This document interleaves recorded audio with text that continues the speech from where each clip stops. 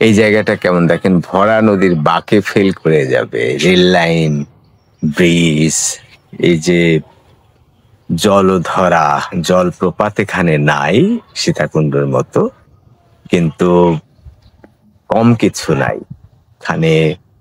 চমৎকার গাছ দুই ধারে, রাস্তা এক ধারে, আবার কিছু অংশ দুই ধারেও রাস্তা আছে, এক অপূর্ব জায়গা। মাহমুদ ভাই আমি দেখলাম যে সে বিরল একটা অনুভূতি প্রকাশ করেছে।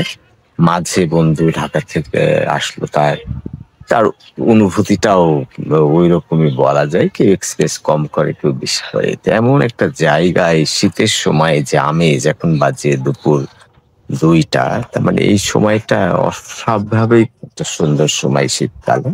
এখনো শীতকাল না পড়লেও অনেকটা শীতের আমেজ আসছে, যে কারণে আমি খুব ভালো ফিল করছি। কোনো ধরনের রোদের তাণ্ডব লীলা নাই, ঝড়ের প্রকোপ নাই, বৃষ্টির যে মূর্ছনা সেটা অসাধারণ টিনের উপরে যদি পড়ে বিশেষ করে।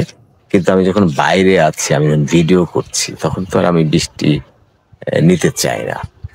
আর এই দহে গোসল করলে যে মজা, ব্যায়াম যে অসাধারণ এবং বিনোদন যে অসাধারণ, সেটার ফল আমরা বেশি পাই না। কারণ যে পানিটা খুব বিষাক্ত, যেহেতু এখানে মাছ চাষ হয়, নানান ধরনের ঔষধ, তারপরে ফিড যে মাছের, সেগুলো খুব একটা বিষাক্ত।